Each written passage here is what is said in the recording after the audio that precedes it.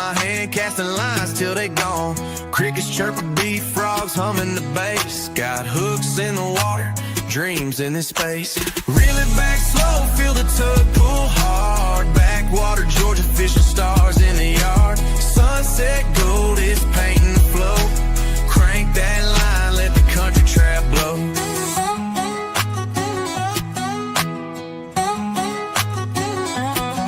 Cypress shadows stretch, a scene soaked in grime.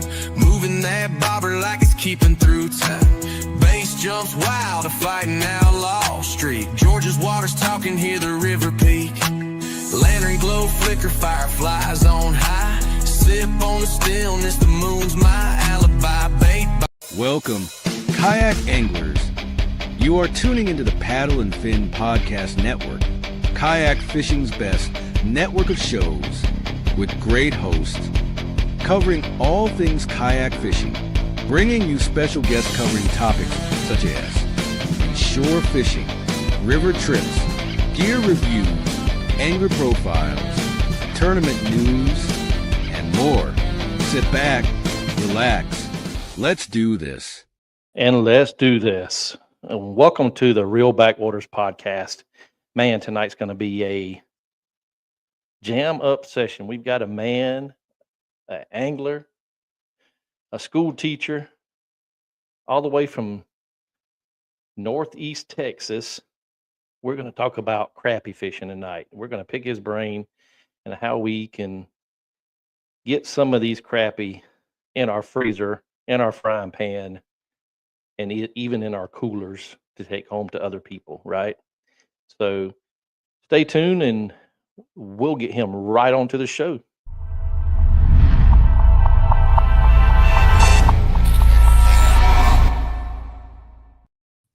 What is up, Caleb? 903 Fishing. How you doing, Daniel? Doing well, sir. And thank you for joining the podcast tonight. I really appreciate it, man. Thanks for the opportunity. Hey, no problem. Well, we're gonna let you introduce yourself to the Real Backwaters podcast crew and friends and family, listeners. Just kick it off, man, and tell us a little about yourself, where you're from, what you like to do, and All right. Well, once again, thanks for having me on here, man. My name's Caleb Hensley. I run the 903 Fishing YouTube channel. Grew up fishing my whole life. My dad actually introduced me to fishing probably when I was about 4 or 5 years old, and just never really let it go. Just always fishing. And about May of 2020, actually, you mentioned I was a school teacher. We got out for COVID, for spring break, and we never went back. And I had some friends in my ears just telling me, hey man, you should go ahead and start a YouTube channel. So I kind of listened to what they were saying and bought my first GoPro, posted my first video May 13th of 2020. And we're here now, 5 years later, almost to the date, about 2 weeks off. But I mean, that's about it, man. I really enjoy fishing. I'm a man of God. It's a fishing channel where the whole family can watch. I wanted something where kids could watch me, especially being a role model teacher and all those good things. I really wanted kids to be able to watch, and, just the whole family to sit down every Tuesday evening and watch an episode. oh yeah, for real. There's so much content out here on YouTube that isn't enjoyable nowadays. A lot. But if you have any questions, listeners, watchers, put them in the comments, hit us up. We'll get them answered throughout the show. So, man, it's summertime here in Southeast Georgia, where I'm from. It's hot, stormy, Muggy, humid, mm-hmm. and the crappie really don't bite in hot weather. But you got to tell me your secret of how to catch them during the hot summer months.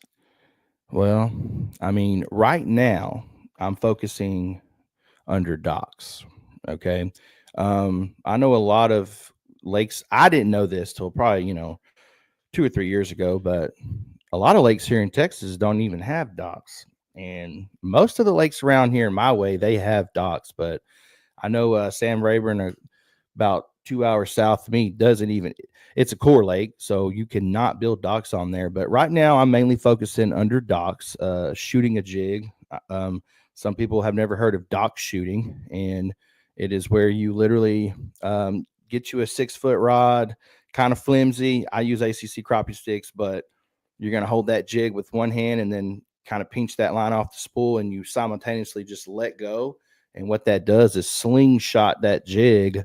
I mean, I've actually seen my jig on another guy's LiveScope. I'm able to shoot it about 40 to 50 feet underneath that jig, under the dock, I should say. Right. And, you know, like you mentioned, it's getting hot, it's muggy, it's just getting, water temperatures are rising. So our post spawn fish here, crappie, they really like to look for shade and structure. And those docks provide both of those things. And I mean, if you can get on them, you know, they'll be 25 holding under one dock, but then right beside it, there's no fish. I really don't know exactly how these crappie pick and choose what docks that they want to go under and all that stuff. But dock shooting right now, hopefully when I get my nitro back, like we discussed, I'll be on brush piles. And I mean, honestly, I am a firm believer of I'll do whatever it takes to catch a fish. So live bait in the summertime is the key for me. I don't use LiveScope on my channel, so you know I don't have the luxury or the privilege of setting a jig right in front of a crappie's face. So I like live bait, the vibration in the water, the smell that those live minnows give off. I typically do very well in the summertime down here in Texas, and we're talking, you know, surface temps could be in the low 90s, mid 90s. Now, of course, it's not that hot, you know, the deeper you go in that water column. But I mean, typically I do also run guide trips in June and July. You know, I like taking clients out, and we usually do pretty well with some live minnows, slip cork, and brush piles. Yeah. You know, I can remember growing up, and every February we would go down to the St. Johns River, down around DeLand, Florida. Mm-hmm. There was a fish camp called Volusia County Fish Camp or something like that, Volusia Bar Fish Camp, and we just went down in February, just filled up coolers and brought them back to Georgia. Right. But that was the thing with my family and stuff like that. But talking about dock fishing and you talking about pitching docks, or I call it slingshotting, because that's how we do it here in the rivers. Is, you know, you just, I say, shoot it. Pew! We call it Like dock shooting. You know, dock shooting. slingshotting. Hey, it's slingshot. the same thing. Yeah, and we do it with crickets for redbreast. So so you can get under them limbs in the river and things like that. Okay. Yeah, I like to catch crappie, but you know, usually I'm either trolling for them or just throwing a minnow out there and letting the minnow shake himself, right? Right. So I'm not a live scoper. I do have side imaging and down imaging on my kayak. Okay. So let's kind of go into that, trying to find them on side imaging. What are you looking for on side imaging? Can you see them real well on side imaging versus down imaging? Well, what I do is I'm looking for brush, essentially. Or here in Texas, there's so much underwater structure that you just can't see. And you said that, trolling, I have a ton of people that watch me from all over the nation, and a lot of people up north, and they'll get on there and start asking me about trolling. And I honestly, I don't know anyone personally in Texas that trolls for crappie. And it is simple fact of how much structure is in the water. I mean, you got standing timber, you got homemade brush that people put out. I mean, there's no way that you could troll in either one of the 3 or 4 lakes that I mainly fish around here. The only way that you're doing that is if maybe you went down to the dam and, you know, just really, really deep of water. But I just look for that big shadow on my side scan, and that's going to let me know that a brush pile is there. And then, you know, I just basically, my little system that I have is I have a Helix 12 on my console for my boat, because I don't use electronics on my kayak. I have zero electronics on the kayak. I've been thinking about getting at least some down scan, because I only use the kayak certain times of the year. Okay. I'm only in the kayak in the creeks in the winter, when the crappie chase the shad up in the creeks in the winter. And then right now, especially not having my boat, I've actually been able to do a lot more dock shooting from the kayak, because I'm just trying to make different content, different places, and do all that stuff. But I have my Helix 12 on the console of my boat, and then I have a Helix 7 up front with just down imaging.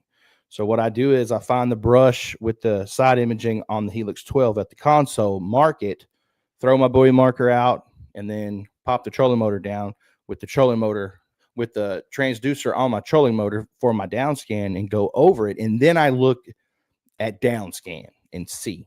And if I see crappie are on top of that pile, if they're kind of, you know, a couple of feet up top of it, then that more than likely tells me that those are going to be active fish. And those are the brush piles that you really, really want to target.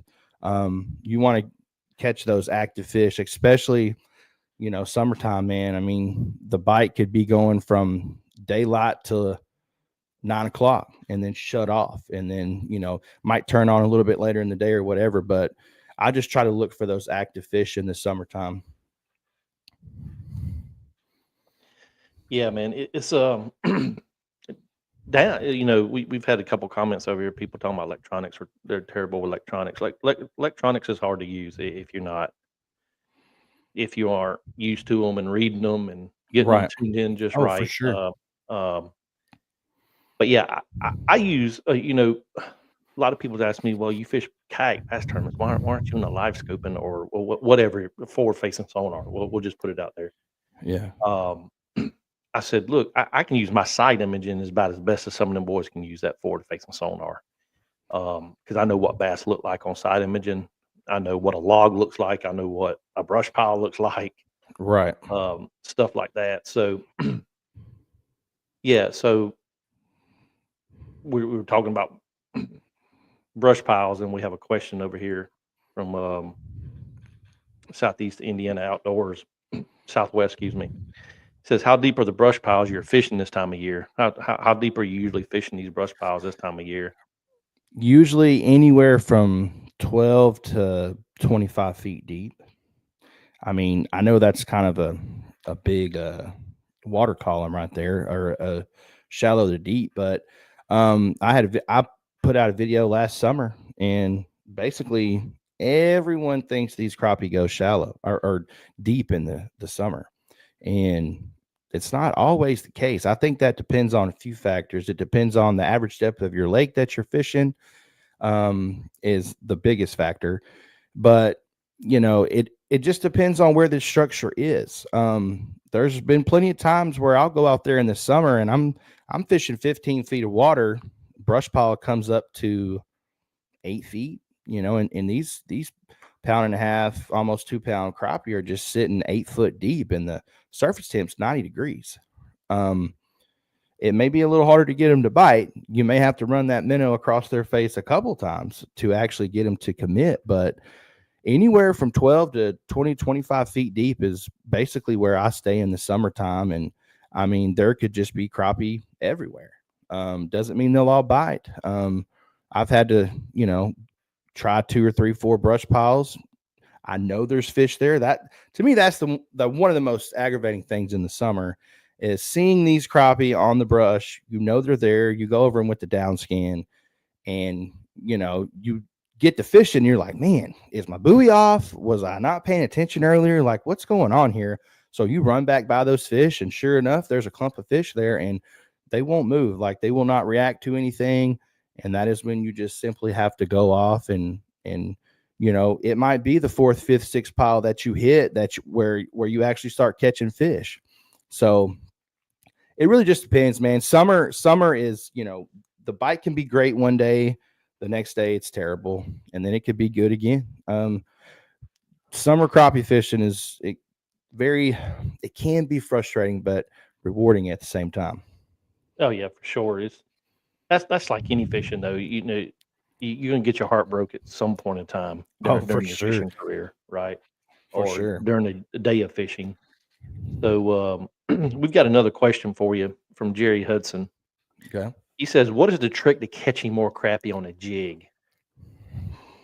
Man, I mean, I depends on how you're working the jig.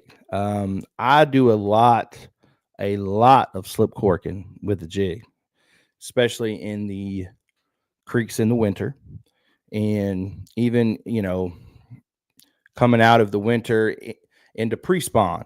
I have learned, I don't know what it is, if I've just been doing it for a long time or what, but a lot of people that I go fishing with, or if I'm at a public spillway and everybody's crappie fishing, I'm just looking around and people just don't know how to pop a cork. That's one thing that I actually have a video on my channel, hey, how to catch crappie with a jig and bobber. And I go over from the setup to how I move the jig to cadences, one pop, let it sit, two pops, let it sit. The pause that you have in between there. A lot of the times, if you're jig and bobber fishing for crappie, I don't know what it is, but these crappie want that jig sitting still. Some people say more movement, the better. I think it all depends on what the crappie want that day and what that time. What do they want? Do they want to chase? Do they want it to just sit in front of their face? Dock shooting, when I'm dock shooting with the jig, I have two approaches. My first approach is I will shoot the jig under the dock and let it fall all the way at the bottom. So as soon as I see my line kind of slack off, that's how I know that my jig has reached the bottom. And then I will pop it off the bottom and then let it fall. Most of the time, dock shooting, crappie hit that jig on the fall. I think it's a reaction bite. That I think they just see it fall past them, boom. I don't even think that they see it really. I think they just bite it because it's there and it's in their territory, vicinity, whatever you want to call it. And then the second type of dock shooting I do is I shoot it up underneath the dock, especially shallower docks. I'll shoot it up underneath there and just slow reel that jig out of there. That's a good question though. I'm just trying to think. I mean, where is that question at, Daniel? How did he word that again? He says, "What is the trick? What is the trick? What's the trick to catching more crappie?" I guess just movement, man. Yeah, usually if I'm like during the wintertime when I'm bass fishing, and me and a buddy taught me this, we'll bring crappie sticks with us. And we'll just have a double rig jig, 14-foot crappie pole, just sit on top, tuck it under some stuff in the kayak and just let the two jigs sit right there while you're bass fishing. Right. And that's how we end up catching crappie during the wintertime, is just letting a double rig just kind of dangle in front of the kayak and probably 6-8 foot of water. Right. Because I've always heard that crappie feed up and not horizontal. Yep. For the most part, I believe that is true. I've always been told and tell people you want to stay above the crappie. You want to stay above them. If you always start off shallower, work your way deeper. Never start off deeper and work your way shallower. One, if you are brush pile fishing, you don't want to pull those deeper fish through those, shallower sitting fish on the pile. You might spook them, something of that nature. But, start off shallow and work your way deep until you find them. Yeah, it's just like,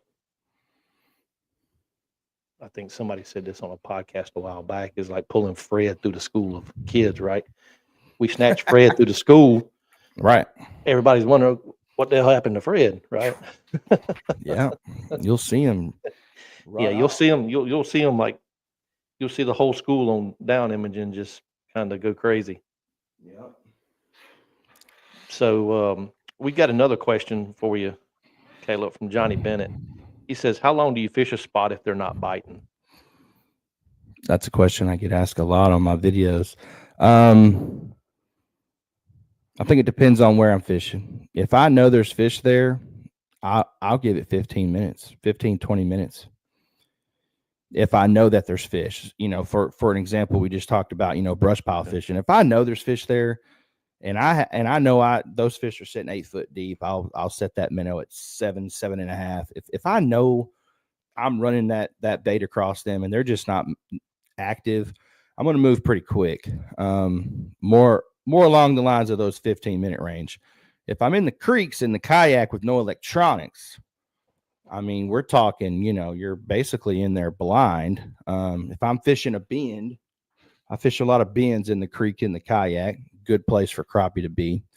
I may sit there for 30 minutes and try depths and bringing the jig off the ledge. And, I think it just depends on what type of crappie fishing you're doing. Right. So let me ask you about the bend that you're talking about in the creek. Mm-hmm. So Like why do they gang up on that bend? Is it because of the food source, or is it the moving water, keeping it cooler? Well, here in Texas, you're not catching crappie in a creek if it's moving. I mean, I guess I've caught crappie. They're going to try to find that stationary water, that non-moving slack water off of the current. But what I have learned is when that current gets rolling, okay, when it does get to rolling, it's cutting out the edges of the creek, right? I like to tell people, I explained this in another video of mine this past year, is I like to think of, especially in the bends where that water, that current's really cutting up against that bank, it's cutting it deeper and deeper and deeper over time. I like to think of it kind of like a staircase, right? I don't know if it's kind of hard to show you, but you got a ledge, right? And then you got a drop off. Then you got another ledge, drop off, ledge, drop off. And a lot of the time, these crappie, from what I have gathered, like I said, I don't do any of my creek crappie fishing with electronics in the kayak or from the bank, obviously. So a lot of people wonder how I do it, and I tell them how I do it. I mean, that's why I make these fishing videos, is to, I want people to catch more fish. And these crappie will sit there on these ledges and ambush bait as those shad or minnows come through. And I mentioned earlier, when the water temperature starts to dive down, think about it like this: the water in the creek is typically more shallow. So that water is not only going to heat up quicker, but it's also going to cool down quicker as well. So the shad will run into the creeks, and the crappie will follow them in there. I've caught crappie in there until as early as October, when, people are still smashing them on the main lake and, 10, 15, 20 feet of water on brush piles, but I've already started to catch them 2 foot deep in the creek. And the main reason why these shad are in the creek to begin with is to warm up. So typically these shad are going to be higher up in the water column in the creek. So I'm not saying I haven't caught crappie deeper in the creeks, but typically they're, the shad's up higher, the crappie are going to be right below them. Right. So it really just depends on the creek itself. I know, I've caught crappie out of creeks, man, that's, 8 foot wide creek. You would not think crappie would go in, be able to get in. There's been many people tell me, hey man, because of your video and you thinking to yourself, man, y'all, I didn't think that there would be crappie in here, but there is. They've done past the creek going home for 5, 6, 7, 8 years. There ain't no fish in there. Well, since they saw my video, me thinking, oh, well, I didn't think that there would be anything in there. Next thing you know, they stop after work one day, throw a line in, and they're catching crappie. And they would have never have thought to try that out, or just simply pass it over and not thinking that there'd be any fish in there? Oh yeah, even bass fishermen think that away. Because they're thinking, okay, these fish are going to be staged on these points, Mm-hmm. right for the pre-spawn. Then of course they're going up in the creek during the spawn, then come back to Right. the point, then go back to deep water, right? Right. So you kind of have to think. You have to keep, if you're a bass fisherman, a crappie fisherman, or if you want to catch white bass or hybrids or anything like that, they're eventually going to make their way back. They're going to follow the bait. That's that's any type of species of fish yeah. So for the most it's part. so if you see shad busting in the back of the creek, go to the back of the creek. Mm-hmm. Um, things like that. But yeah, we got another question from Jerry Hudson. He says, you're talking about the bobbers earlier. So how far do you have your bobber? Like, I guess you're talking about a slip cork or a, Oh yeah, I am a slip corking fool. That's what everybody calls me. I love a slip cork, man. I mean, you got to think about it. If brush pile fishing, if you're fishing any depth longer than your rod, that like a peg float is not going to go any deeper, because you can only set that peg float so far. But the amount of people that don't know about a slip cork, I'm out here saying I'm fishing 15 foot deep with a cork, and they're like, how are you doing that? And it's a straight up slip cork setup, and I want to say I've perfected my setup, but I just recently found weighted barrel swivels.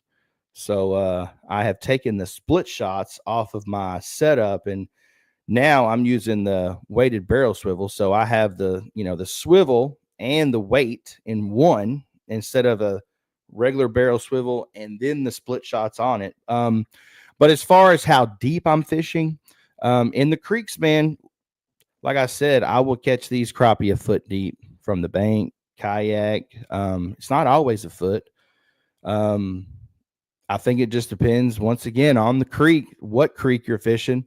If I know that there's a ledge there, if I have found a ledge, then I'll throw up, up on the bank and then bring that jig off of that ledge. And man, I mean, I've just sat there and wore them out a foot, 2 foot deep. yeah, I've fished a little bit of slip corks in the past. Mm-hmm. But I've always, growing here in South Georgia, you just throw that cork on, throw your little split shot on, and let the minnow Right. work, right? Yeah. But yeah, then you're talking about getting your line longer than the rod you're fishing with, then you got a problem casting and things like that. So with the slip bobber, your bobber's coming down to your, then you're tying that little piece of thread or yep, whatever you're using to stop that bobber at the top where you think that the fish are holding. right. So it's a no-brainer to use a slip bobber, more or less. Got to. And I saw one of your recent videos where you're talking about that barrel swivel with the weight, and I have never thought about that. That's a good point. Is you got everything included. You don't have no extra, no extra stuff on. You just got the weight with the barrel swivel in it, and to me, gets it down faster. And right when I started using that barrel swivel, the only problem that I had, and it didn't happen all the time, I still wonder what made it do it. I think the weight and the momentum, but when I used to use the 2 split shots on top of the barrel swivel, so let's say I got my 10-pound, I know this is probably going to sound crazy to some people too, but going back to fishing heavy structure, brush piles and all that stuff, I got my braid tied to my main line is braid.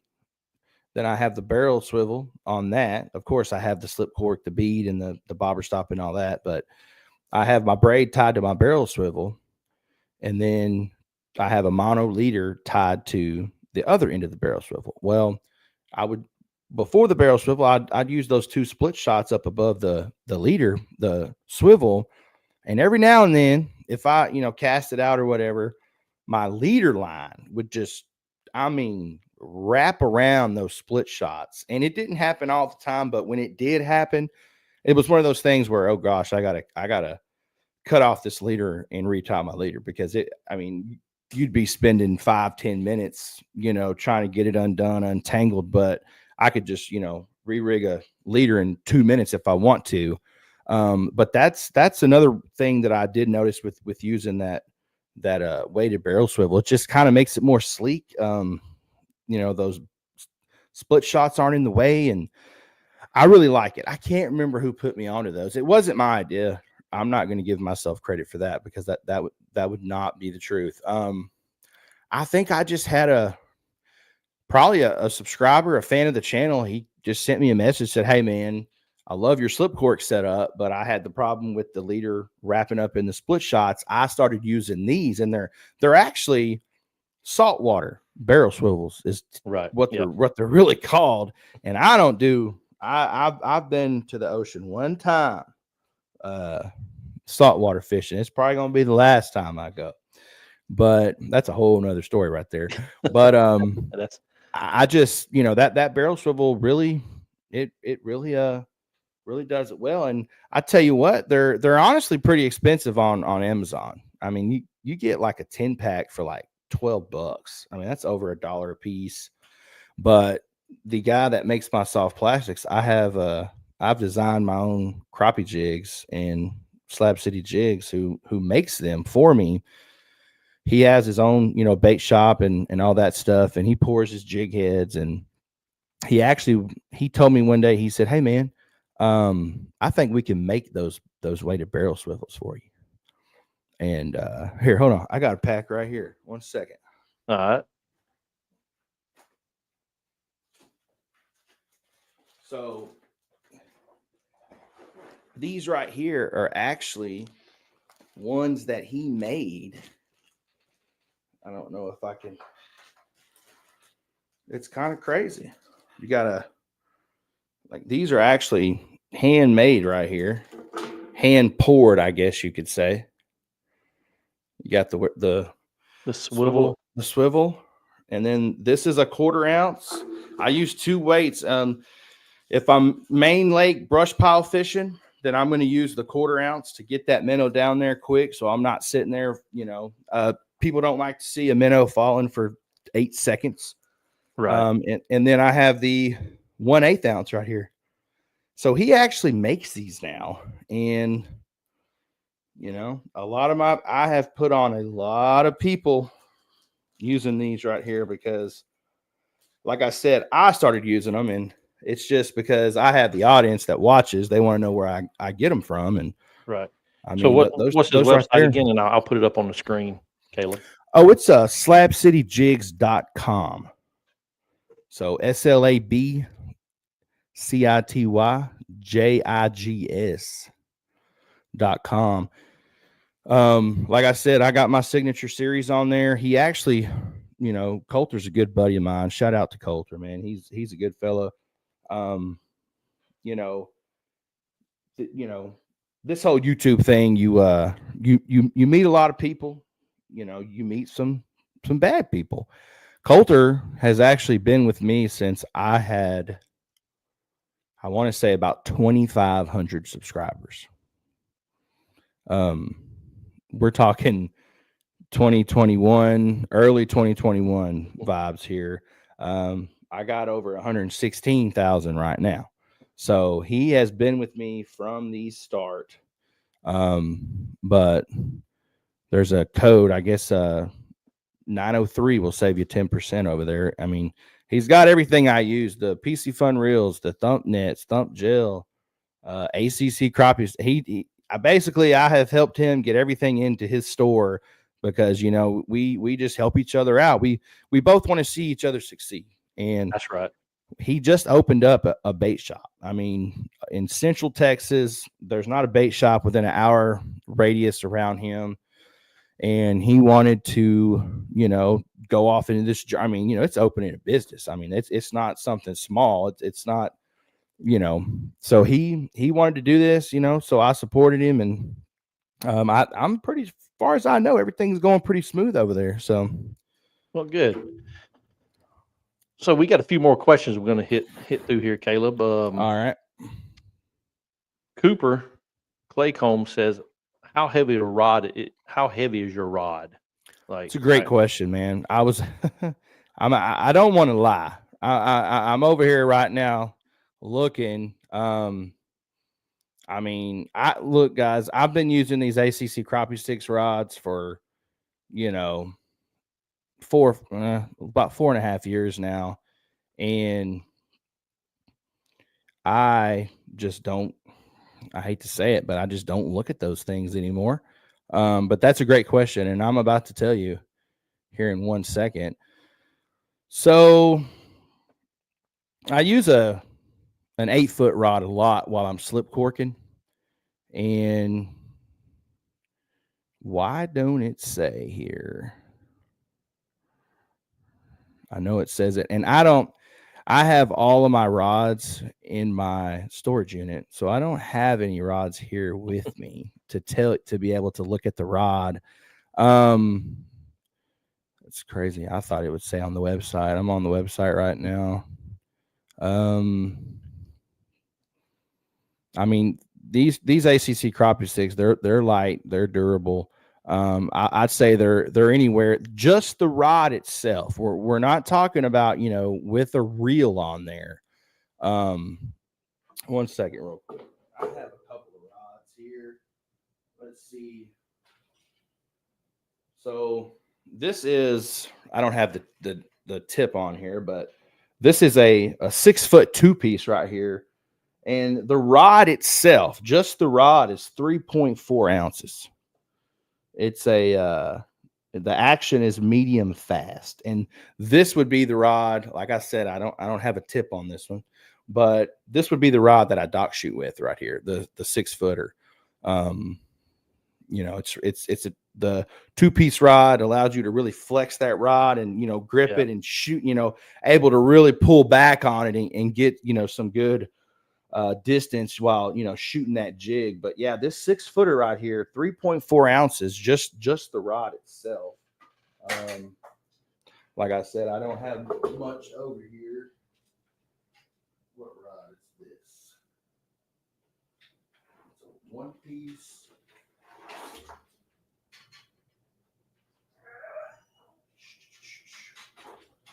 What is this? Struggling. If you see some stuff falling down, it's all good. This is a 6.6. This is a 6.6 2-piece. It's 3.5 ounces. I mean, we're talking add half a foot, and it's only 1/10 of an ounce heavier. I want to say that the 8-footer is probably going to be about 4 ounces. It's pretty light action rod. This 6.6 is a medium fast too. So right, and you're using strictly spinning gear as well, right? Reels. Yeah. Yes. Spinning. 500 or 1,000 series. I like to stay down, and this is another thing that it's just crazy to me how one thing I love about fishing, Daniel, is yes, people have their preferences on what they use, how they use it, rod lengths and line size. But at the end of the day, there's a lot of different things that will catch fish. Just because I use 10-pound braid doesn't mean somebody can't use 10-pound mono and almost do the same thing. Okay. Just in my neck of the woods, there's reasoning why people use different things. And if I use 10-pound mono on a deep brush pile, if I get hung up in that brush pile, which, around here, or I've always said, especially to my clients, if you don't get hung up, then you ain't crappie fishing, because our crappie are on structure. If they're not on it, there's some really, really close by. So you get hung up with that 10-pound mono in that brush pile, you're going to break off. Your slip cork's going to fall off. Your bead falls off. You're having to readjust that whole setup, redo that whole setup, when with that 10-pound braid and that, that mono leader, 9 times out of 10, that mono leader breaks off. All you're having to do is retie a leader and a hook versus the whole setup. And then once I explain that to people, they're like, oh, okay. Yeah, it's just, just hearing it, you're like, he uses braid for that. And then, you don't want to spend an hour of your time out on the water re-rigging. I mean, to me, it's just a time saver. And you know what? I'll even have some of those mono leaders with my crappie hooks. I'll tie up 5, 8, 10 of them before I leave. And because I know I'm going to get hung up. I mean, it's just part of it. So I'll kind of have them pre-made. I get hung up, I just grab one, tie it on, I'm ready to go back in the water. Yeah, that's how we always done it. Is braid to mono. And I don't fish. If I'm fishing for brim or any type of panfish, I don't fish fluorocarbon at all because there's no need to. But yeah, we've got another question here. From Slab Slayer. Have you ever caught crappie just off of stumps, not visible to the eye, above water, and not in brush piles? Yes, I have, Dustin. That's actually it's one of my moderators on my channel right there. He is a clown, but he's a good guy and he catch the fish too. Yes, I mean Dustin down there, he fishes Sam Rayburn a lot. I mentioned Sam Rayburn was a couple of hours south of me earlier. Right. I don't know what it is about that lake, but that lake right there has just stumps. And I mean, it could be 20 feet of water, but just, think about it. There's a stump.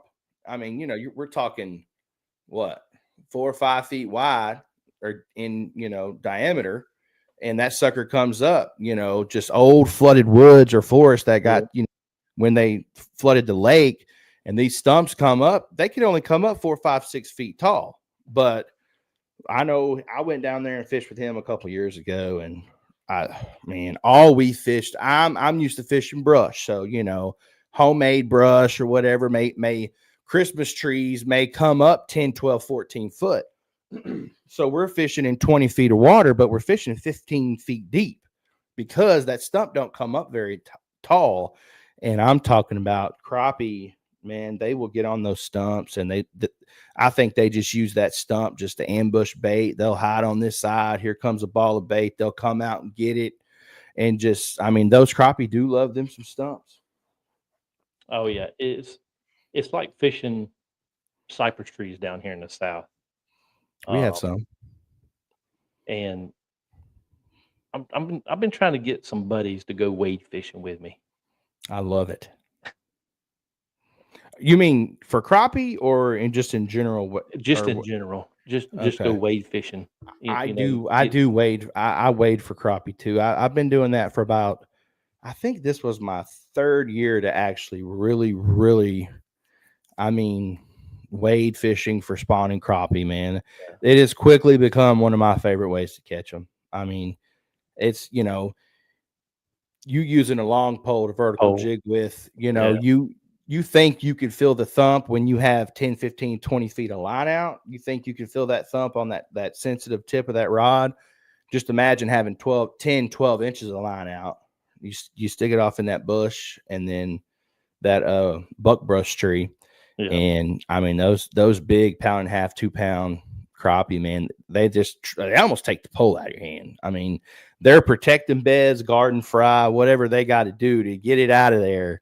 And like I said, wade fishing for crappie, that's one of my most fun techniques that I guess you could say, man. It's just me and my buddy Walker, who fishes with me all the time. He's in a lot of my videos. We wait now for that spawning wading season. We just can't get enough of that. Yeah, it's almost like you ever heard of jigger pole fishing? Mm-hmm. For bass? I think so. So you use a long cane pole. Okay. And about say 8 to 10 inches of line. Right. I do it with a buzz bait. And you just kick that trolling motor on and you just take that thing and it just goes against the bank. Right. Then you have to pull it. You can't. Yeah, because you can't reel. No. So you got to pull it all the way back. But yeah, it's it's just it's something I've done in the past as a youngin is wade fish. Man, I've Oh, yeah. jumped in many a ponds and just waded Yeah. fishing, and in the river as well. When the river gets low down here, you hop in the river and just walk. Right. But I've seen a couple of videos of them guys catching crappie, wading, and I'm like, man, that'd be a cool trip to do. Is Oh, just yeah. It is. go with a Come bunch on. of people and Come on down here in the spring. I'll take you. make a trip out to Wild, Texas. I'll take you, man. I don't know exactly how far you are, but I'd assume you said Georgia, right? Yeah, I'm It's about Georgia. 14 hours. It's Georgia, Alabama, Mississippi, right? Yeah, No, Georgia, Alabama. So Georgia, Alabama, Mississippi. okay, so you're just on the other side of No, I'm on the coast. oh, so you're way south. Well, southeast is Right. Savannah. Okay. Savannah sits on Well, the I've Gulf actually Coast. I've been to Gunnersville. I don't know if you know who Fishing with Norby is. Yeah, I got a video with him. We're both ACC crappie sticks guys, so he does a lot of bass fishing too. But I drove to Alabama probably summer of 22, and then maybe that was 21, and then summer of 22 I drove to Grenada. I got a video on Grenada. So every summer I try, since I am a school teacher. yeah, I got those couple of months off. I try to book like a, not a crazy trip, but like a literally out of state, kind of use it as a vacation. Me and my wife now, she went with me to Grenada. We just kind of made a 3-4 day trip out of it. Grenada's only 6 hours from me, so I think Gunnersville was pushing that 10-hour mark though. 10 hour mark. Yeah, it was far. Me and my dad actually did that one, but went over there and fished with him, and it was fun stuff. Yeah, Gunnersville is probably about an 8-hour ride for me. Dang, yeah, golly. Yeah, but yeah, we've got a couple people in the chat that want to come fishing with you, man. Man, I know. Trust me. You got Cooper wants to come fishing with you. I think Jerry said he wanted to come fishing. Yeah, he said, can we go fishing together sometime? You must be the juice over in the 903, man. There's a lot of people that watch over here, man. They know, man. Like I said, very blessed. I never thought the channel would do this or blow up like that. I really had no clue. No idea. Right. Well, if a lot of people don't know about the YouTube algorithm, and it sucks. It sucks, but it's one terrible. thing that I've learned from reading material, taking some courses in the last couple of weeks, and we talked about this in the green room before we went live, is content creation. So it's a full-time job within a full-time job within a full-time job. 100%. Yeah. So as people know me on my podcast, I'm a full-time law enforcement officer. Been in it 27 years. I get 15 days a month off. So on them days, I'm either helping the wife or content creation. So really, I'm doing 3 things in one. Gotcha. I wish I was a school teacher where I could have at least 3 or 4 months off. And I got Thanksgiving a week off and spring break a week off. Yeah. So, but yeah, it's going back to content creation and the algorithm is we have to stay consistent. If you're on YouTube and you're producing any type of content, correct. I don't care. You've got to stay consistent. You've got to put a video out a week. So we're going to go into the YouTube thing just a little bit, Caleb, and kind of spread the word here. If anybody's looking to get into content creation and kind of want to make that journey, what would you say as a content creator, what is the 3 top things that three? Number one, and I have gotten asked this a lot, whether it's friends that want to start a channel, just some of my fans or subscribers that want to start a channel. Hey man, what do I need to do first? And for the very first thing I tell them is, first off, you gotta answer in your head, what is your purpose here? Is your purpose to just, hey, put out a video once every couple months, and so so y'all can watch them together at family get-togethers, or now I will say this is not how my mind started. Okay. Or are you trying to, impact a lot of lives and, make some money on the side here to help support your family and, supplement some of these other things that you need, because none of this stuff is cheap. The boat's not cheap. The camera's not cheap. The editing software is not cheap. The computer's not cheap. I mean, there's just so much that goes into all this stuff. So number one, I would say consistency. The amount of people that have hit me up and said, hey man, people will not subscribe to my channel. Can you go look at my channel? Can you give me some tips? I'll go look at their channel. And one of the biggest things I see is, the video was posted 2 months ago. The video before that, 4 months ago. Video before that, 5 months ago. So, I mean, you're posting a video once a month. People are going to subscribe to something that they know they have something to look forward to, especially if they learn something from you in a video. Well, in their mind, they're like, hey, I could learn. I might could learn a lot more from this guy. I want to come back. I don't want to miss what he's doing. Right. So consistency is number one. Number two, be yourself. Be yourself. I've actually met some guys off, you watch guys' videos and or girls, you watch these people on the internet and you're like, man, I wonder what they're like in real life. You know what I'm saying? Like, yeah, because we almost kind of portray, not that social media isn't real life. Well, it can be and not be, but you just wonder what these people are really like, and I tell people all the time, if I go fish with them or they come and fish with me or whatever the case may be, they're like, oh man, I'm nervous. I'm like, why? Just be you. Like, don't try to be something you're not, say something that you don't mean, or, cause a lot of the times people call you out on it. They will call you out. They will, people get to talking like, hey man, this dude ain't really like this, man, whatever the case may be. But consistency, be yourself, and have fun. I mean, if you're not having fun, then what are you doing? Kind of like we talked about in the green room earlier.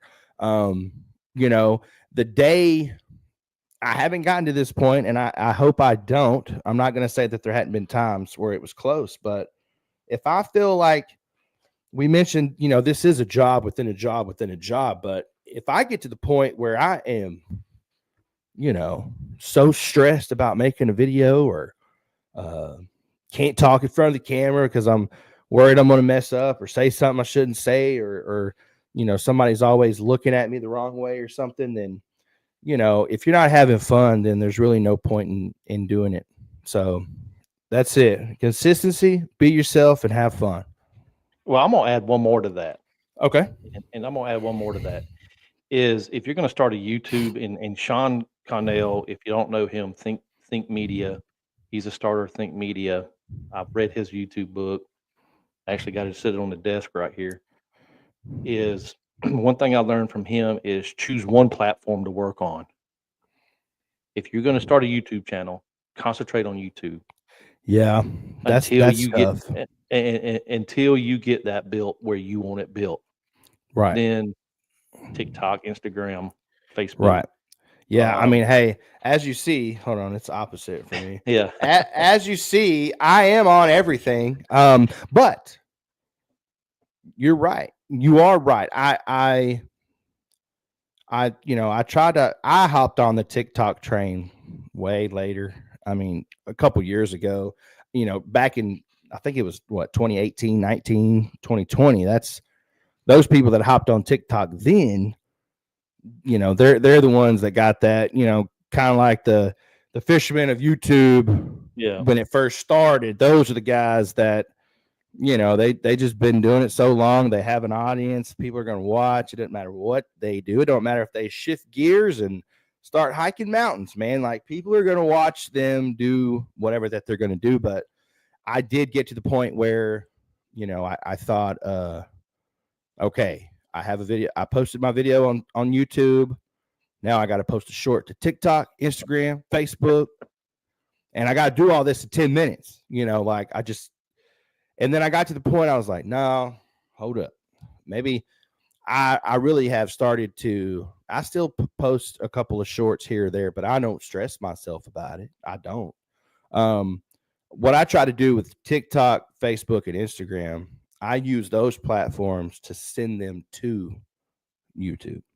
That's what right. I do. And that's what Sean says in his book. If you're going to use them platforms, don't make it don't try to do four things right all at once. If you want them to get them to your YouTube channel, take them other social platforms and use them to get you over to your long form content. And so there you go, people. There's our 4 things about YouTube that you could take, put in your little notebook, you put it in a little bag, put it on your nightstand, put it in a drawer, read it a rainy day. Yep. Got another one for you, Caleb, before we close out the show here. Okay. Talking about AI. Do you use AI for anything in your social media? Funny story. Where's my phone? I got to show you this. I posted it on my Facebook too, because I thought it was hilarious. So, this, first off, to answer that question is no. I don't use AI to write my scripts, like my descriptions, or I mean, I tried using, sorry, I'm cracking myself up. I tried using Chat GPT for, you know what that is? Oh yeah, I use it. Okay. I tried using Chat GPT to make me a thumbnail, right? And this was like, don't do that. Hey, this was like, shoot, man, this was early last week. I mean, it was not long ago. But I know a guy. He's got a little YouTube channel in Florida. He emails me.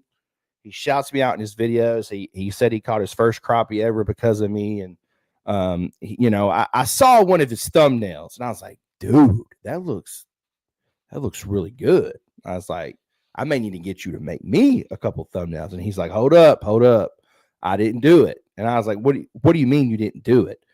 And he said, Chat GPT made that one for me. And I was like, man, it looks really good, So I'm thinking I can get on Chat GPT and make me a thumbnail, that's what I'm thinking. So I basically told Chat GPT, I said, make me a thumbnail with big bluegill, me holding big bluegill, and make the colors vibrant and a lake in the background, because, hey, that's just kind of, you got fish, the person, lake, bright colors. What else do you want in a thumbnail, right?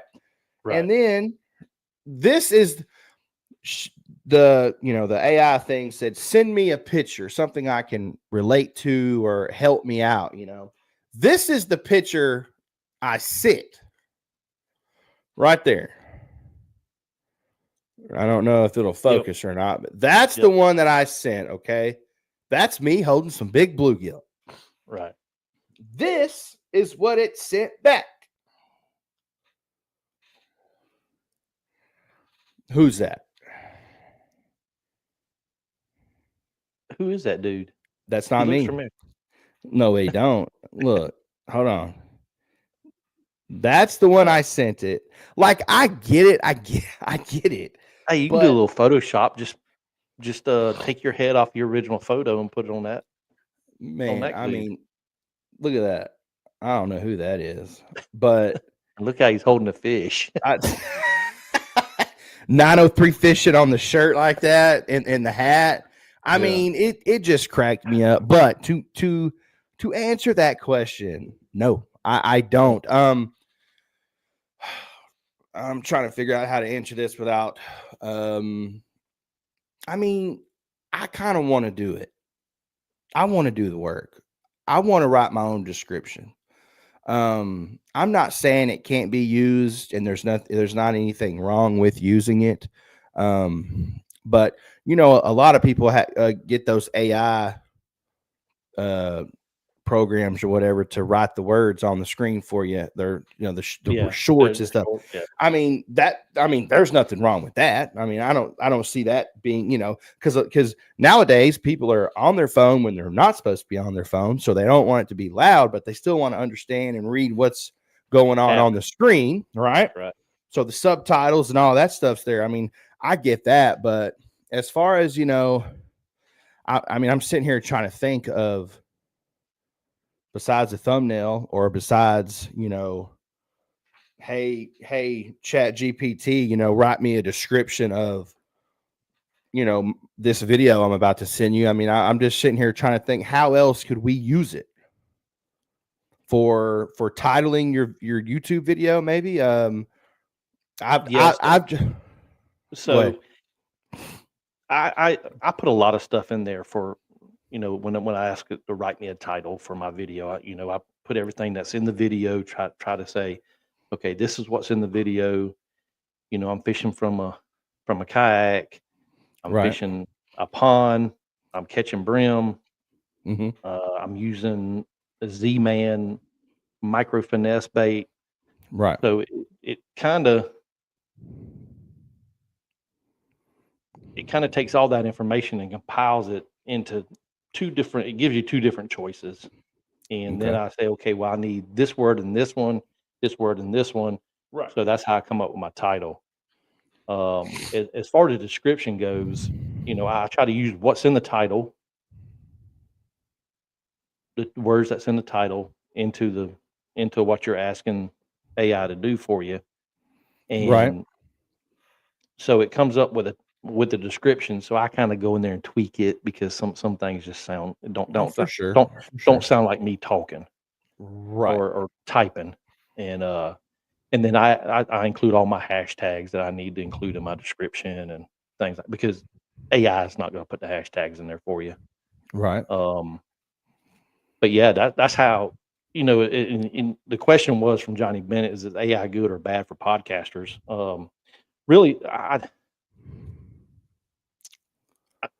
I don't use it for podcasting as much as I do for my regular long form content. Gotcha. So, but yeah, it's going back, you know, you try to find shortcuts to kind of speed up the process, you know. Right. They've got programs now. I just saw one pop up in my news feed on Facebook, you know, give us all your clips, all of your video, and we'll take all the highlights.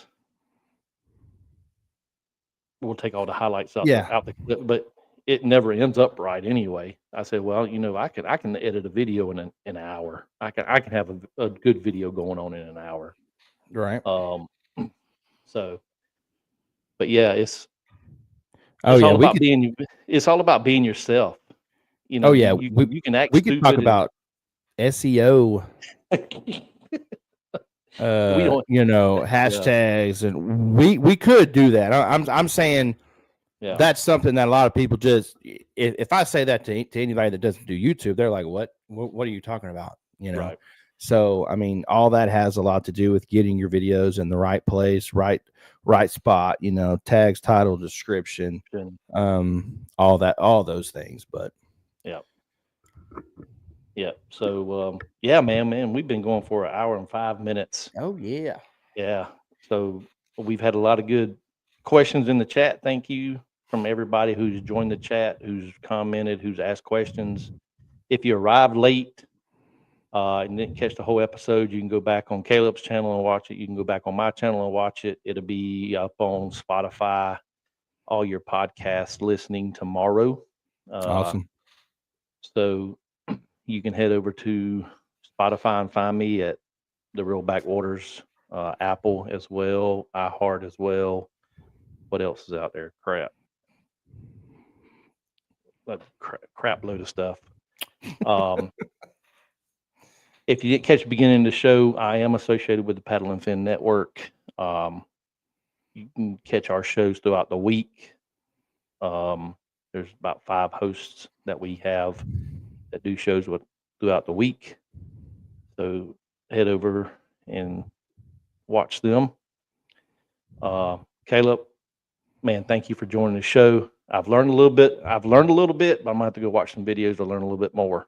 Oh yeah. Because I can catch crappie, but I want to catch them consistently when I find them on down and side imaging. And I'm gonna have to try out. I'm gonna have to go buy some of them weights. I'm telling you.